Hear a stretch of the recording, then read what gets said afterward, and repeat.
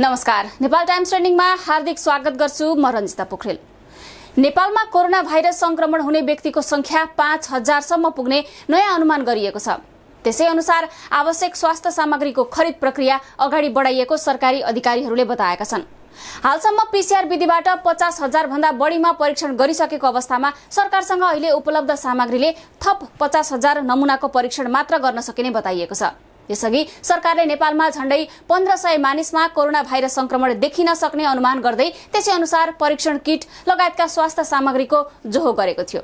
तर अहिले भारतबाट नेपालीहरू फर्कने क्रम बढेको छ। पछिल्ला केही दिनहरूमा संक्रमण बढ्दै जाँदा अधिकारीहरूले सम्भावित संक्रमणबारे नयाँ प्रक्षेपण गरेका हुन्। यसरी संक्रमण बढ्न सक्ने अनुमानसँगै आवश्यक पर्ने स्वास्थ्य सामग्रीको पनि अभाव हुने देखिएको छ। त्यसलाई ध्यानमा राख्दै खरिद प्रक्रिया अगाडि बढाइसकेको स्वास्थ्य सेवा विभागको व्यवस्थापन महाशाखाले जनाएको छ।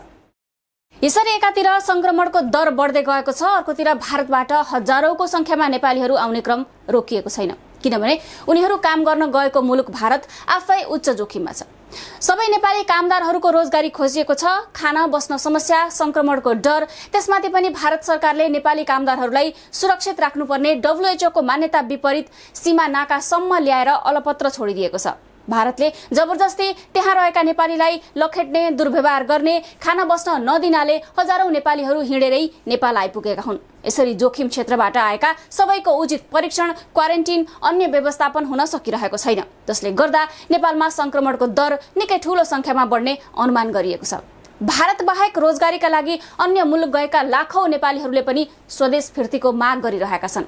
गन्तव्य मुलुकमा जारी लकडाउनले उनीहरूको रोजगारी खोसिएको छ। काममा फर्कने अनिश्चितता र कोरोना संक्रमणको डरका कारण अधिकांश नेपालीहरू स्वदेश फर्कन चाहिरहेका छन्। नेपाल सरकारले पनि विदेशमा धेरै नै समस्यामा परेका, रोजगारी गुमाएका, आम माफी पाएका, बिरामी, गर्भवती र बालबच्चा भएका महिलालाई पहिलो प्राथमिकता दिएर उद्धार गर्ने भनेको छ। सरकारले उद्धार गर्छौं भनिरहँदा र कोरोना काल पनि लम्बिँदै जाँदा विदेशमा समस्यामा परेकाहरू स्वदेश फर्कन आतुर छन्। नेपाल सरकारको पर्खाइमा बसिरहेका छन्। सरकारले विदेशमा समस्यामा परेकालाई उद्धार गर्छौं भनेको लामो समय बितिसकेको छ। प्रधानमन्त्री स्वयंले अप्ठ्यारोमा परेका केहीलाई पहिले ल्याउने बताएका थिए। यतिका समय बितिसक्दा पनि उनीहरूलाई ल्याउन नसक्दा सरकारको नियतमाथि नै प्रश्न उठ्न थालेको छ। तर सरकार भने यस अवधिमा विदेशमा रहेकाहरूलाई ल्याउनका लागि तयारी गरिरहेको बताउँछ।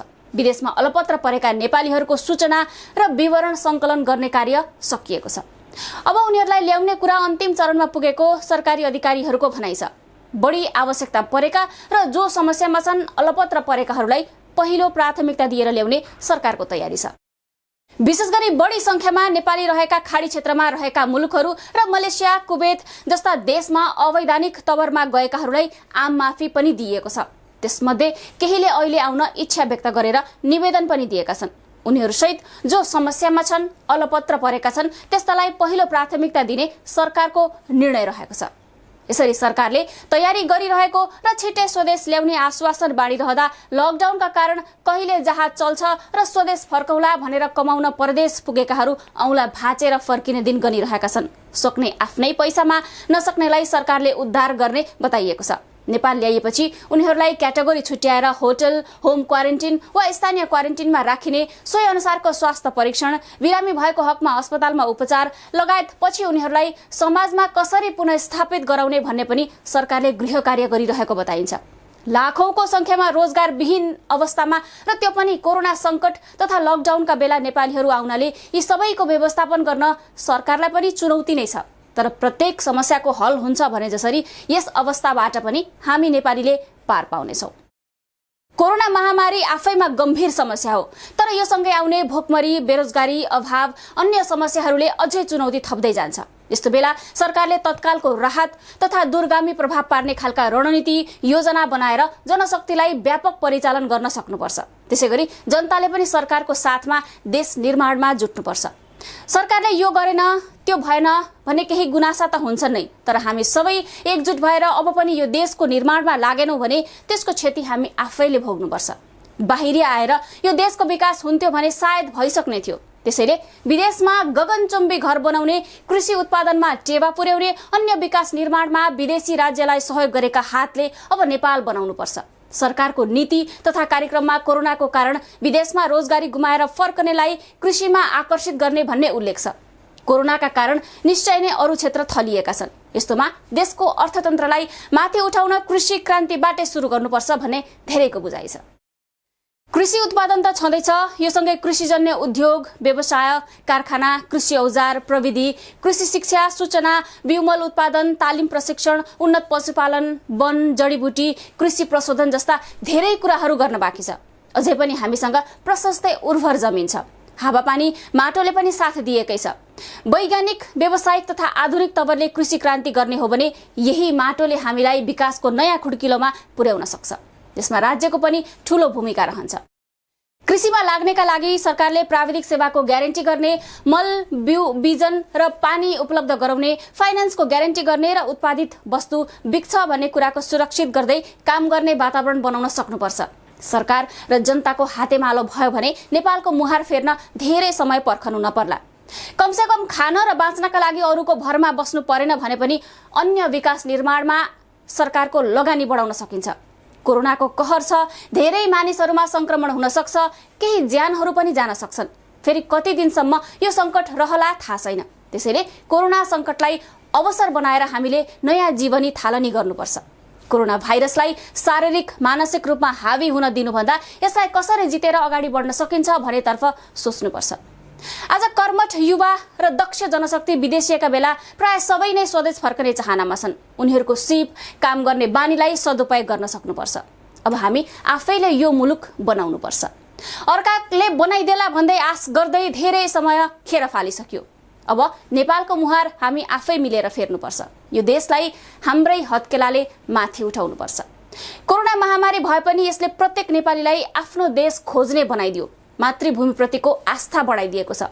जसरी हामीले संकटका बेला आफ्नो देश खोज्यौं, यो देशले पनि आफ्ना देशवासीको माया, सम्मान, समर्पण र विकासको खोजीमा छ।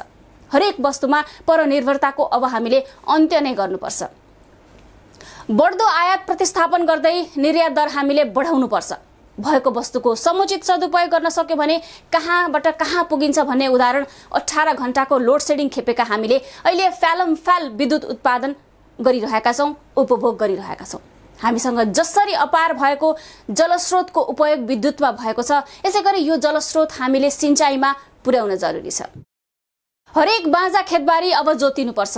आफ्नै नेपाली ब्रान्डमा बजारको ग्यारेन्टी र लगानीको सुनिश्चित सरकारले गरिदिने हो भने हरेक डाँडा काँडा हरियाली हुनेछन् भने वैदेशिक पलायन रोकिँदै आत्मनिर्भर बढ्दै जानेछ अनि गर्वले भन्न सकिनेछ मुलुक कृषि प्रधान देश हो। यहाँका अधिकांश जनता कृषि पेसामा आबद्ध छन् र उनीहरू खुसी छन्। अब मूल बाटो कृषि हुँदै कोरोना विरुद्ध सावधानी र सचेत बन्दै हामी हाम्रो गन्तव्य आर्थिक समृद्धि र विकासतर्फ लम्कनै पर्दछ। यसबारे तपाईको विचार वा प्रतिक्रिया भए कमेन्ट गर्नुहोला। नेपाल टाइम्सको युट्युब च्यानल सब्स्क्राइब गर्नुहोस्, फेसबुक पेज लाइक गर्नुहोस्।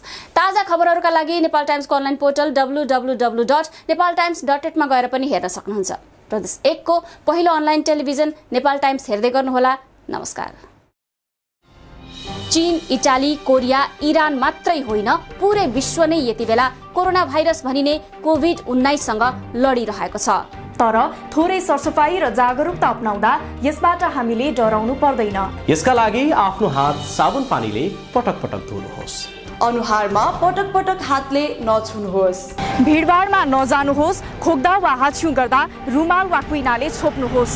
यिनै साना साना सावधानीले हामीलाई कोरोना भाइरसबाट सुरक्षित रहन मद्दत गर्दछ।